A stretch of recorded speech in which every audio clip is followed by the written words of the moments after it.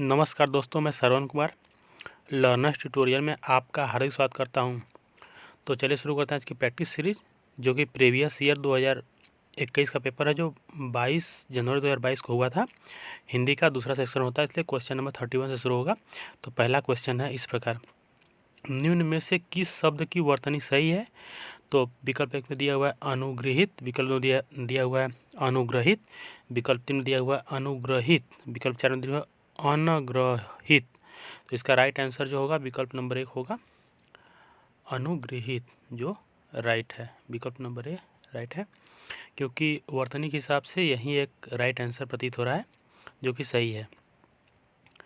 चलते हैं क्वेश्चन की तरफ। तो क्वेश्चन नंबर 32 है, निम्नलिखित में शुद्ध शब्द है। तो शुद्ध शब्द दिखा, विकल्प 1 में दिया हुआ है पैतृक, विकल्प 2 में दिया हुआ है पैतृक, विकल्प में दिया पैतृक, विकल्प 4 में दिया पैतृक।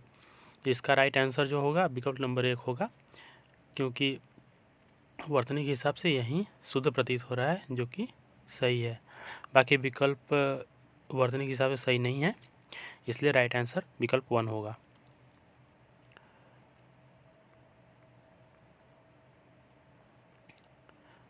क्वेश्चन नंबर 33 है, स ध्वनि का उच्चारण स्थान है। तो स ध्वनि का उच्चारण स्थान जो होगा वो होगा विकल्प नंबर 1 दिया हुआ है मूर्धा, विकल्प नंबर 2 दिया हुआ है दंत, विकल्प नंबर 3 दंतालु, विकल्प नंबर 4 दिया हुआ है तालु। तो इस हिसाब से इसका राइट आंसर जो होगा विकल्प नंबर 4 होगा। जिस सूत्र से होता है उस सूत्र का नाम है इचु ऐसा नाम तालु। चलते अगले क्वेश्चन की तरफ। तो क्वेश्चन नंबर 34 है, अत्यंत शब्द में प्रयुक्त उपसर्ग है। तो अत्यंत शब्द में प्रयुक्त उपसर्ग जो है विकल्प 1 में दिया हुआ अ, विकल्प 2 में दिया हुआ है अत, विकल्प 3 में दिया हुआ है अति, विकल्प 4 में दिया हुआ है अत्य। तो इसका जो राइट आंसर होगा विकल्प नंबर 3 होगा अति। अति जो है राइट आंसर है।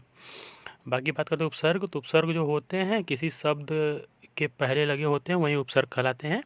इस शब्द में लगा हुआ पहला जो शब्द है, पहले जो आता है सफिक्स, उसे हम बोलेंगे अति। क्वेश्चन कंप्लीट होता है। चलते हैं क्वेश्चन की तरफ। उपत्यका का अर्थ है। तो उपत्यका का अर्थ विकल्प 1 में दिया हुआ है प्राणियों के पेट का एक अंग, विकल्प 2 में दिया हुआ है सूर्य जिस पर्वत के पीछे से निकलता है, विकल्प 3 में दिया हुआ है पर्वत के पास की भूमि, विकल्प 4 में दिया हुआ है पर्वत का शिखर। इसका जो राइट आंसर होगा विकल्प नंबर 3 होगा पर्वत के पास की भूमि, जो विकल्प नंबर 3 दिया हुआ है राइट आंसर है। अनेक शब्दों के लिए एक शब्द में उपत्यका का उपयोग किया जाता है पर्वत के पास की भूमि के लिए। चलते अगले क्वेश्चन की तरफ। तो क्वेश्चन नंबर 36 है, इस देश में हिंदी भाषा का प्रयोग लिखने एवं बोलने में किया जाता है। तो इसका जो विकल्प 1 में दिया हुआ है दक्षिण अमेरिका, विकल्प 2 में दिया हुआ है ऑस्ट्रेलिया, विकल्प 3 में दिया हुआ है मॉरिशस, विकल्प 4 में दिया हुआ है पाकिस्तान। तो इसका जो राइट आंसर होगा विकल्प नंबर 3 होगा मॉरिशस। मॉरिशस में क्या होता है कि बहुत सारे भारतीय मुल्क लोग वहाँ बसे हुए हैं, इस कारण से हिंदी बोलने एवं लिखने में उपयोग में लाई जाती है, जिससे विकल्प 3 राइट आंसर है। क्वेश्चन नंबर 37 है, सूरसागर किस भाषा की रचना है? तो विकल्प 1 में दिया हुआ है बुंदेली, विकल्प 2 में दिया हुआ है अवधी, विकल्प 3 में दिया हुआ है छत्तीसगढ़ी, विकल्प 4 में दिया हुआ है ब्रज। तो इसका जो राइट आंसर होगा वो होगा इसका राइट आंसर होगा ब्रज। जो सूरसागर की रचना है वो ब्रज भाषा में की गई है, तो इसलिए विकल्प नंबर 4 इसका राइट आंसर है।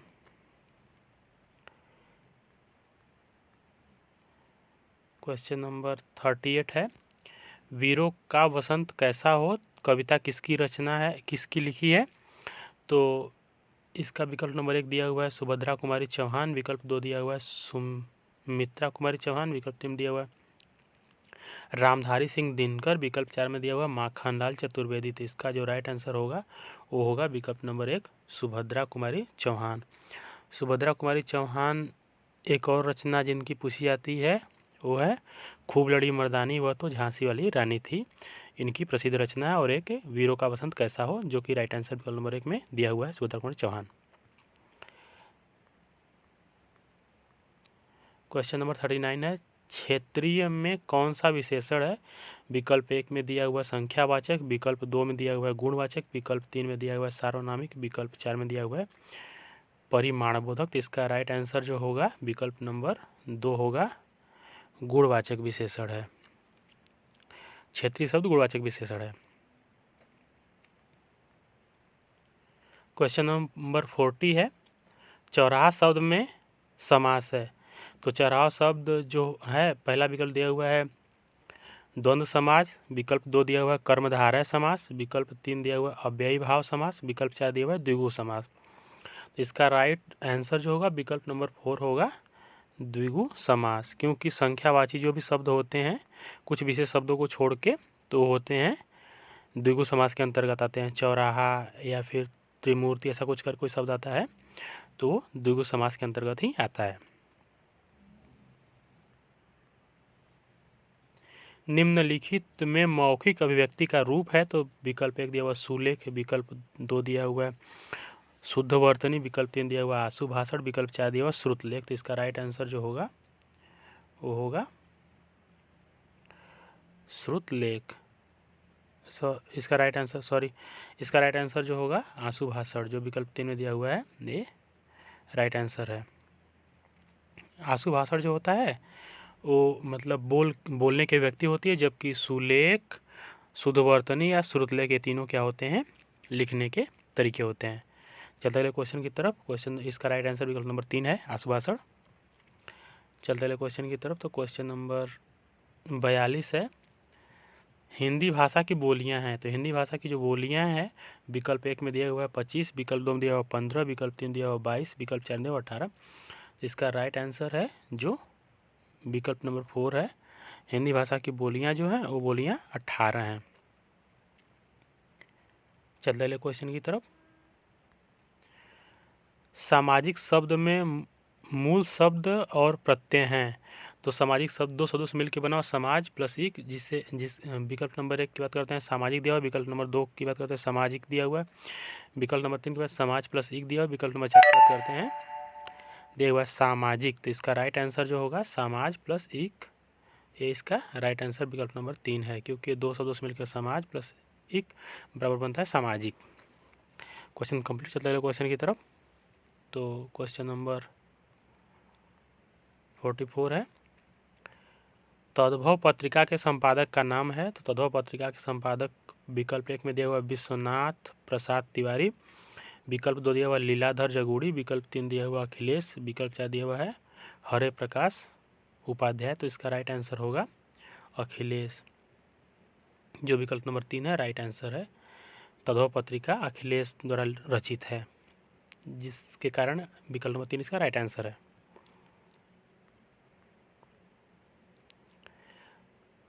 क्वेश्चन नंबर 45 है, 12 बरस लौ कुकुर जीवै और 13 लौ जिए सियार। यह पंक्ति किसकी है? तो विकल्प 1 में दिया हुआ है चंद्रबरदाई, विकल्प 2 में दिया हुआ है विद्यापति, विकल्प 3 में दिया हुआ है जगनीक, विकल्प 4 में दिया हुआ है नरपति नाल। तो इसका जो राइट आंसर होगा, ये पंक्ति की रचना जो है ये है जगनीक की, जो विकल्प नंबर 3 दिया हुआ है राइट आंसर है। चलते लो क्वेश्चन की तरफ। तो क्वेश्चन नंबर 46 है। तो क्वेश्चन नंबर 46 से लेके 50 तो जो क्वेश्चन होंगे वो होंगे आपके पैसेज या पैराग्राफ पे आधारित होते हैं, जो कि पेपर में दिया रहता है ऑलरेडी, उसी से पढ़ के इसका आंसर करना होता है। तो इसमें जो होगा वो 2021 के पैराग्राफ के आधार पर दिया हुआ आंसर है। तो इसका जो घुमक्कड़ शब्द में पूछा है प्रत्यय, तो घुमक्कड़ शब्द जो प्रत्यय होगा विकल्प नंबर 1 अड़ दिया हुआ है, विकल्प नंबर 2 दिया अक्कड़ दिया हुआ, विकल्प नंबर 3 में कड़ दिया हुआ, विकल्प नंबर 4 में अड़ दिया हुआ। तो इसका जो राइट आंसर होगा वो होगा विकल्प नंबर 2 अक्कड़, क्योंकि जो प्रत्यय होता है वो पीछे वाला शब्द होता है। इसका राइट आंसर अक्कड़ होगा, घूम प्लस अक्कड़।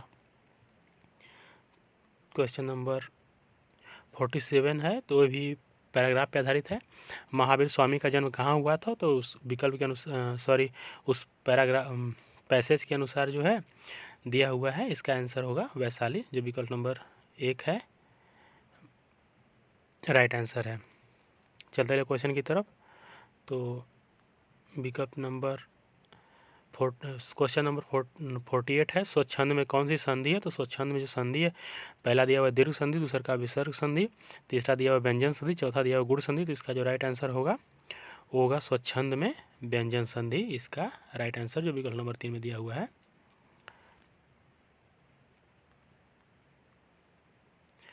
क्वेश्चन नंबर 49 है, महात्मा बुद्ध ने जब बुद्धत्व प्राप्त किया तब उनकी अवस्था कितनी थी?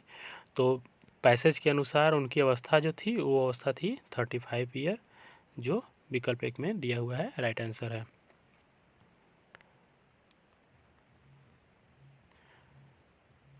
ये भी पैसेज के अनुसार ही क्वेश्चन है। श्रुति धर्म का अर्थ है, तो श्रुति धर्म का अर्थ जो है विकल्प 1 में दिया हुआ बौद्ध धर्म, विकल्प 2 में दिया हुआ जैन धर्म, विकल्प 3 दिया हुआ वैदिक धर्म, विकल्प 4 में मुस्लिम धर्म। इसका राइट आंसर जो होगा वो होगा वैदिक धर्म। विकल्प 3 जो दिया हुआ है इसका राइट आंसर है वैदिक धर्म।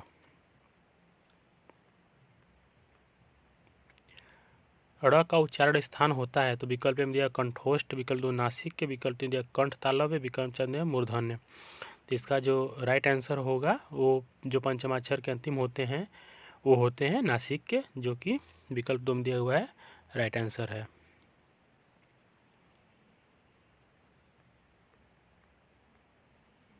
चार गज मलमल में कौन सा विशेषण है? तो पहला विकल्प दिया हुआ गुणवाचक, दूसरा संख्यावाचक, तीसरा सार्वनामिक, चौथा दिया हुआ है परिमाण बोधक। तो इसका जो राइट आंसर होगा विकल्प नंबर 4 होगा परिमाण बोधक, इसका राइट आंसर है परिमाण बोधक। क्योंकि ऐसा है ना कि जो जिसको हम नाप सकते हैं न कि संख्या में गिन सकते हैं, इसलिए परिमाण बोधक इसका राइट आंसर चार गज मलमल का आंसर होगा।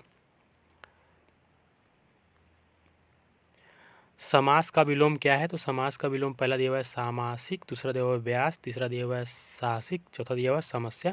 इसका राइट आंसर होगा समास का विलोम व्यास। समास का मतलब होता है संक्षेप, जबकि व्यास का मतलब होता है विस्तार। क्वेश्चन नंबर 54 है, शून्य का तत्सम है।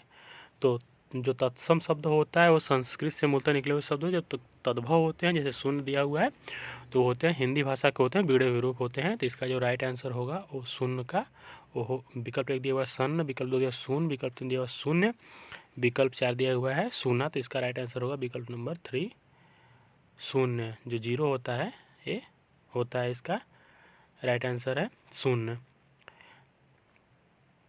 जो कि संस्कृत शब्द है।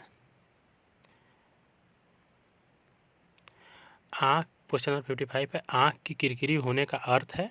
विकल्प 1 दिया हुआ धोखा देना, विकल्प 2 दिया हुआ प्रिय लगना, विकल्प 3 दिया हुआ बहुत प्रिय होना, विकल्प 4 दिया हुआ कष्टदायक। तो इसका जो राइट आंसर होगा तो इसका राइट आंसर जो होगा वो होगा विकल्प नंबर 2 अप्रिय लगना। बाकी बात करते हैं कष्टदायक होना। तो कष्टदायक जो होता है ये भी होता है, इसका प्रयोग किया जाता है, लेकिन जब विकल्प 2 अप्रिय होना नहीं होता, अप्रिय लगना नहीं होता, तो कष्टदायक होना इसका राइट आंसर होता। लेकिन फिलहाल इसका आंसर जो होगा अप्रिय लगना ही राइट आंसर है। अकाल का पर्यायवाची है। तो अकाल का पर्यायवाची विकल्प 1 में दिया हुआ है अछत, विकल्प 2 में दिया हुआ दुर्भिक्ष, विकल्प 3 में दिया हुआ है अपरिहार्य, विकल्प 4 में दिया हुआ अधियारा। तो इसका राइट आंसर जो होगा अकाल का पर्यायवाची जो होगा दुर्भिक्ष होगा, जो विकल्प नंबर 2 में दिया हुआ है सही है।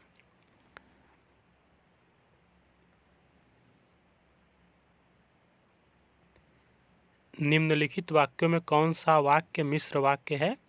तो विकल्प 1 दिया हुआ है छात्र पढ़ते हैं और अध्यापक उन्हें देखते हैं, विकल्प 2 दिया हुआ है अध्यापकों के सम्मुख छात्र पढ़ते हैं, विकल्प नंबर 3 में दिया हुआ है क्या अध्यापकों के सम्मुख छात्र पढ़ते हैं, विकल्प 4 में दिया हुआ अध्यापक देखते हैं कि छात्र पढ़ते हैं। इसका जो राइट आंसर होगा वो होगा विकल्प नंबर 4 अध्यापक देखते हैं कि छात्र पढ़ते हैं, जिसमें बीच में किया है इसलिए मिश्र वाक्य है। चलते रहे क्वेश्चन की तरफ। जिसकी पूर्व से आशा न हो के लिए एक शब्द है। तो इसके लिए विकल्प 1 दिया हुआ अप्रत्याशित, विकल्प 2 दिया प्रत्याशा, विकल्प 3 दिया हुआ अनाहुत, विकल्प 4 दिया हुआ अपरिमित। इसका जो राइट आंसर होगा अप्रत्याशित, जिसकी आशा न की गई हो, पहले आशा न की गई हो वही अप्रत्याशित होता है। विकल्प क्वेश्चन नंबर 59 है, मुझसे उठा नहीं गया विकल्प वाक्य में वाच्य है। तो विकल्प 1 दिया हुआ है कर्मवाच्य, विकल्प 2 दिया हुआ है कर्तव्य कर्तावाच्य विकल्प 3 दिया हुआ है, इनमें से कोई नहीं। विकल्प 4 भाववाच्य। तो इसका जो राइट आंसर होगा मुझसे उठा नहीं गया का ये होगा भाववाच्य। मुझसे उठा नहीं गया, मुझसे नहीं किया गया, मुझसे वो नहीं हुआ, ऐसा जो शब्द आता है तो ऐसा भाववाच्य ही शब्द होते हैं।